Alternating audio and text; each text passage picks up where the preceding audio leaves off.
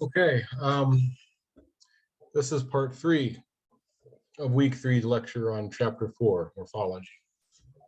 This is about morphological processes and morphophonemics.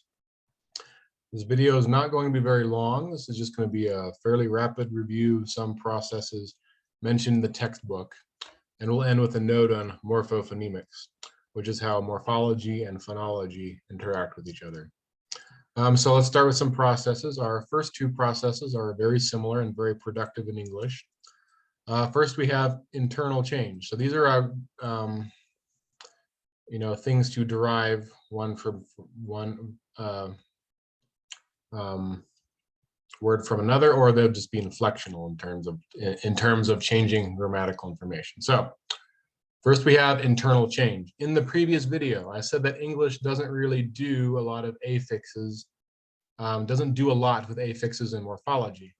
It relies a lot on pronouns and does stuff like this too.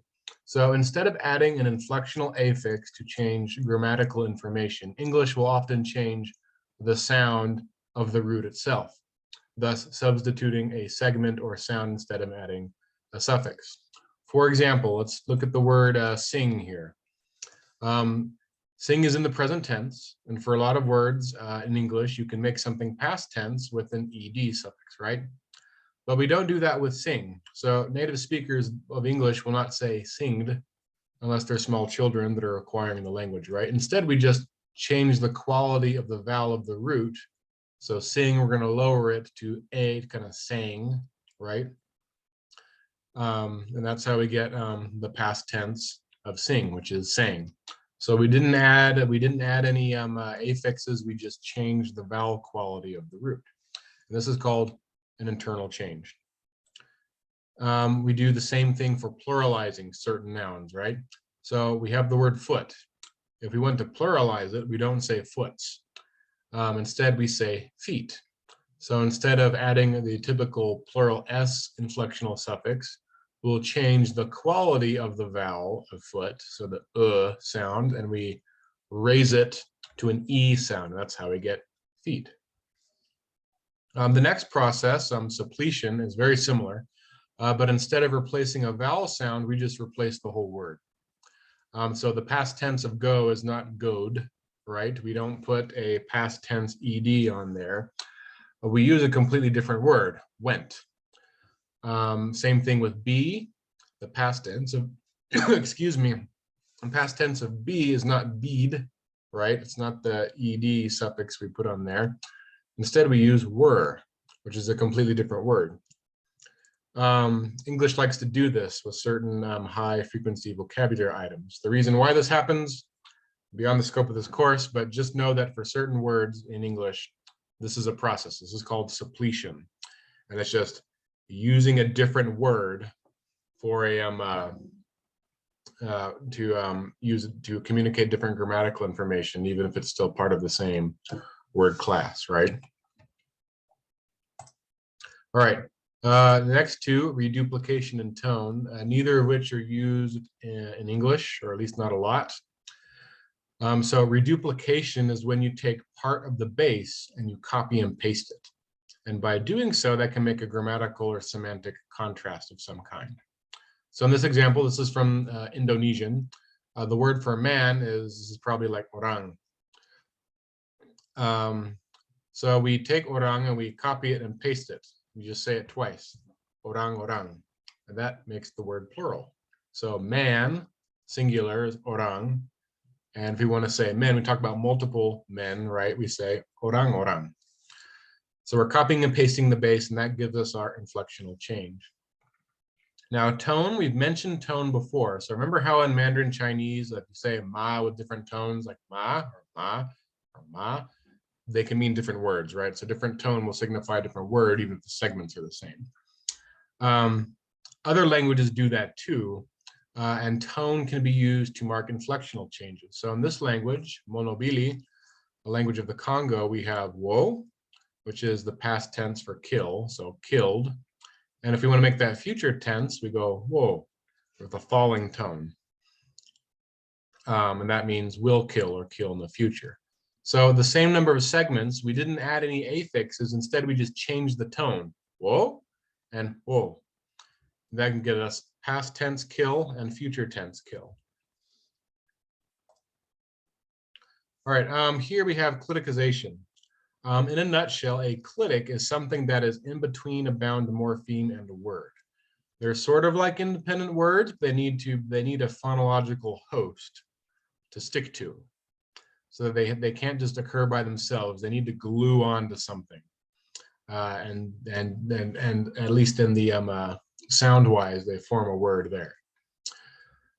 So our textbook offers a couple of examples. The sound of I'm, right, which is a shortened form of an, and the sound of there, which is a shortened form of are, right? So the clitic would be the of I'm and the of there. So they're just reduced words that have to be glued on to another word. In English, this is often indicated by the apostrophe, right? I apostrophe M. That's a clue that there's a clitic being glued onto here. Now, clitics are a controversial thing that linguists like to fight about. Some don't think they're actually a morphological process or even a valid category in general. In this course, we're not going to deal with questions about clitics, so there are not going to be any, we're not going to worry about clitics for our quiz or exam. All right, next process, conversion and zero derivation. This is a very productive process in English. English likes to do this. But basically is that we take one word and we change its word category or word class without changing the form of the word. So some good examples here, ship. So this ship, right? A ship is a boat. It's a vehicle that is used to move across water. Now, at some point, people started using ship as a verb to send something somewhere, like a package or whatever, even if it's not even by a boat. You know, back in, I don't know, early modern English or whatever, or Old English, or I don't know when they started using ship as a verb. Whenever that was, the only way to send stuff to other places was, you know, by a horse or by a boat. And so eventually that boat, I guess, the ship, that became generalized to mean, you know, a verb, like let's ship this somewhere else. Shipping a package. And a more recent example of a zero derivation or conversion is the word friend, right? So friend is a noun. But we've also, English speakers have taken that and have started using it as a verb in the age of social media, right? As in, he friended me on Facebook. She unfriended me on Instagram. I guess it's like following or whatever, but like to friend, defriend, you know, unfriend. These are all extensions of that. So even just friend is a verb. That's a conversion or a zero derivation, right? We've taken a word, we've added a new way it can be used in a different category, but we didn't change the form of the verb. That's what a zero derivation is, or conversion. All right, clipping and blending. Clipping is when you have a word with more than one syllable and you get rid of one or more syllable to get a shorter version of the word, although it still refers to the same thing. So from hamburger, we clip it and we get burger. Application, we can clip off most of that and then we get app, which is apps on our phones, right? So they're called applications, but we have shortened that to app. So that's clipping. English does this a lot too. Blending is a little bit more interesting. So remember that compounding in the previous video combines two words to make a new word. Blending does that too, but we only take pieces of the word. So you have a word, we're going to chop it up into pieces and take a piece or more, and we're going to combine them with chopped up pieces of other words. That's how we get stuff like bromance. We get bro from brother and the mance from romance. And we combine that to make bromance, which means something like two men that are like kind of intimate, but still hetero, I think, I don't know. So that, yeah, bromance, you get the idea. Piece of a word, piece of another word, combine them together to make a new word. Same thing with jeggings. Jeans and leggings. We take the j from jeans and the eggings from leggings, combine them, jeggings. You get the idea. English likes to do this a lot. Acronyms and initialisms. So acronyms are when you have a bunch of words in a phrase and you take the first letter from each word in that phrase and pronounce them together as a word.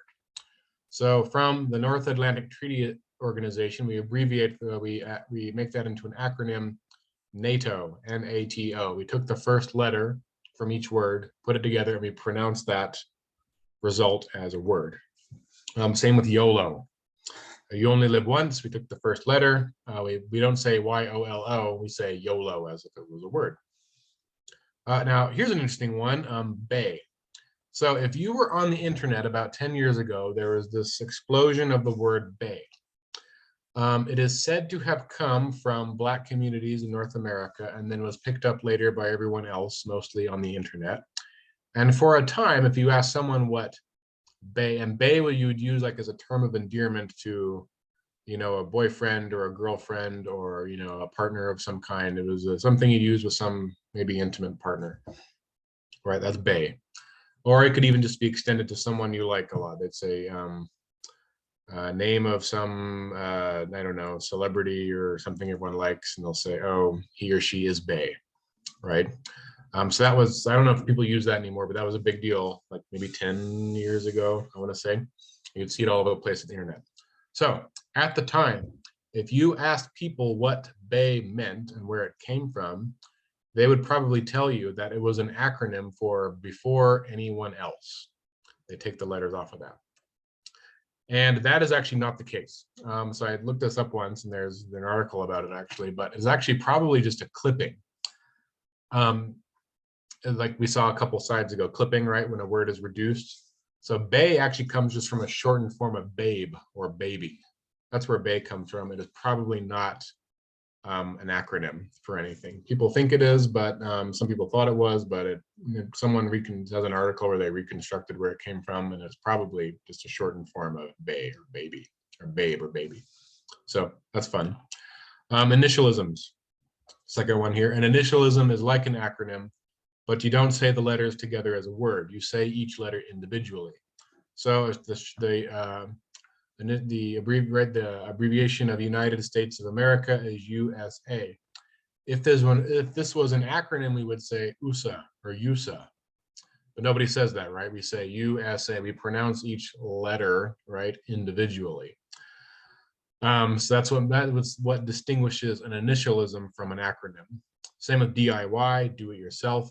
We take the first letter from do it yourself, put it together, but we don't say D. How do you know how you would pronounce that in English? Dia.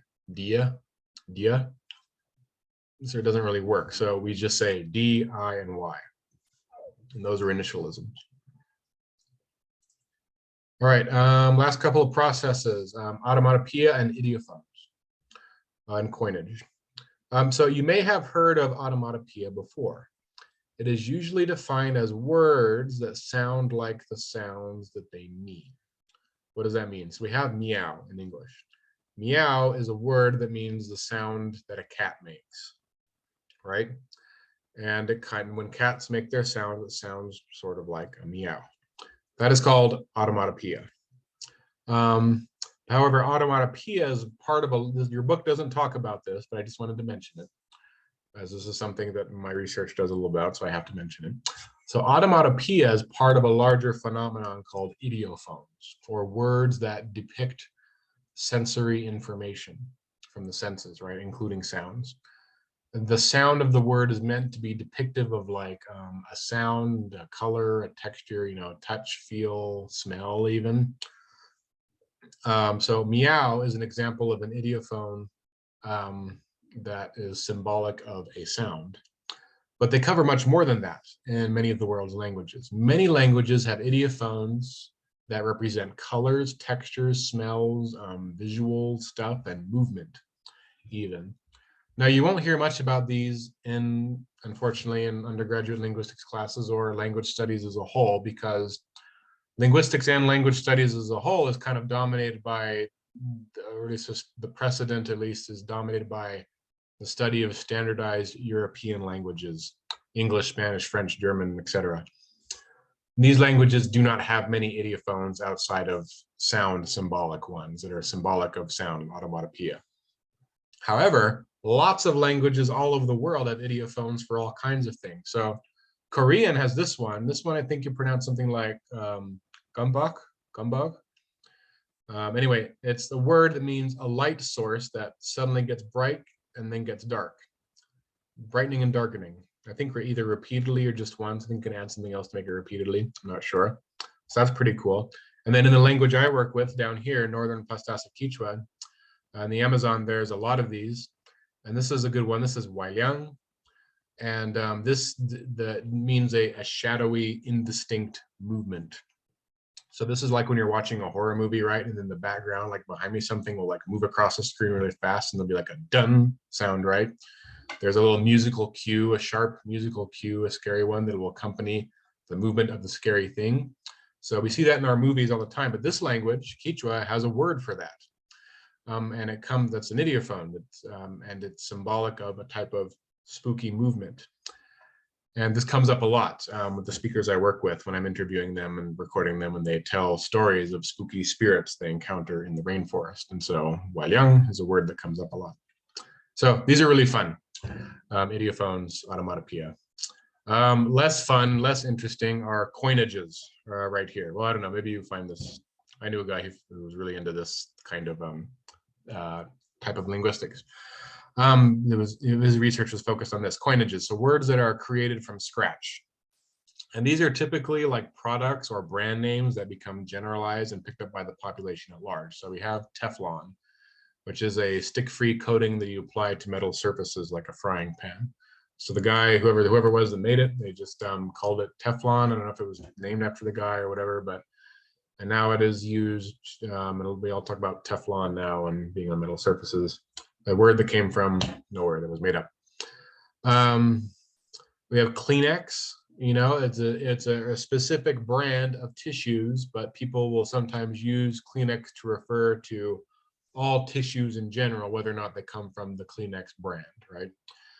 We have Jacuzzi, which I think is a specific brand of hot tub, you know, like a little smaller pool thing or a tub that has hot water and jets, you know, and it's very pleasant. Right, so I think it's a specific brand of hot tubs called Jacuzzi, which happens to be or was, or maybe still is, the most popular version of that. But a lot of people now will just refer to any kind of hot tub as a jacuzzi. And so it just refers now, it can refer to hot tubs in general. So those are coinages, words created from scratch, and they're usually products or even people's names. Like your textbook has an example of like watts. You know, a watt is a measurement of something to do with light bulb. You know, I think it's either like the power or the brightness. It's not brightness. Brightness is lumens. Watts, I think, is like the power or whatever. But anyway, it was named after Isaac Watt, I believe, the guy who invented or was part of inventing the light bulb. I don't know. But so things from that, they'll be named after people or a product, and that will get picked up by the population at large to use in a more generic manner. Those are coinages. All right, finally, all right, so here we are at the end here. We're going to make a quick note about morphophonemics, which is a fancy way just to talk about morphemes and allomorphs.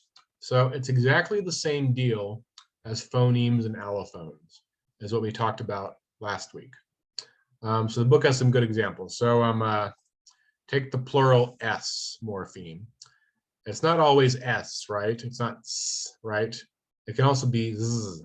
It can be voiced. So cats, right? We attach the plural S, we say cats. But if we want to talk about multiple dogs, we put an S on there, but it's not pronounced. It's not dogs, right? It's dogs. It's voiced.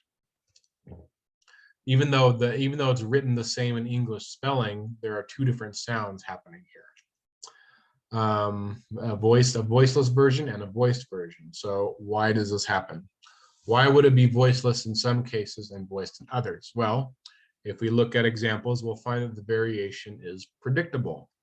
The voiced version, the Z, only occurs when following a voiced consonant. We never find Z following a voiceless consonant, and we never find an S following a voiced consonant. Thus, these two versions of this morpheme, plural S, are in complementary distribution, and thus allomorphs of the same morpheme. And we can write a rule, and the rule goes like this. It's the plural morpheme S is realized as Z, or gets voiced, when following a voiced consonant. Another good example, again from the book, is there are a versus versus an. So this morpheme, this is what we call an indefinite article, something you put in English before a noun to point to a noun. An indefinite article. So you're pointing to an unspecific building, right? It's not a specific orange, it's any orange. It's not, you're not talking about the building, you're talking about a building, just any building, right? That's an indefinite article. That doesn't matter so much. The point is, though, we have a morpheme and it has two forms. It has just a and a with n, and an. So now if you're an English speaker, if you're a native English speaker, or if you're learning English, you ask someone, why is it that we say an orange and a building? How come we don't say un building and a orange? And if you ask that to a speaker, they'll probably say, I don't know. That's just what we do, right? We talked about that in our very first lecture, right? Linguistic competence. So there is a rule, though. This is systematic. As it turns out, we use an with a and an n when the following word starts with a vowel. Just the a is used by itself when the following word starts with a consonant. And we have another complementary distribution. All right, so we never find an before a building, before a word that has a consonant, and we never find a used with a word that starts with a vowel. So complementary distribution, these two morphemes are allomorphs of the same morpheme, right? They're both just versions, two different versions of a, the indefinite article, or a. So we can write a rule. A becomes un, or maybe there's different vowels, but it doesn't matter. So a becomes an when occurring before a word that starts with a vowel. Remember that this pound sign means word boundary. So in your quiz this weekend, I'm going to have probably at least one question, probably just one, where you're given some morphemes and there'll be a variation, right? There'll be some kind of morphemes, and you have to figure out if they're allophones, if they're different morphemes. And if they are allophones, you have to figure out what the condition of the variation is and write a rule. And that rule will be in the same drag and drop style question like the one you just had in your phonology quiz. Okay, so that is the end of this week's lecture. Let me stop sharing here. Make sure you do your reading for this chapter, right? And then something doesn't make sense to you, please send me an email. I can meet with you during office hours. I can meet with you outside of office hours. Come to the review session if you can. If you can't make it to the review session, that is okay. I can meet with you. This week, I will probably be, I won't have as much time. I'll be traveling. I'm going to spend 2 days in a car driving back to Edmonton. I'm actually not in Edmonton right now. But probably Wednesday or Thursday, I can meet with you guys before your quiz. Maybe I can do an extra long review session if there is demand for that. So that's it. Good luck on your quiz this weekend, and read up, and I will see hopefully some of you on Thursday. Oh.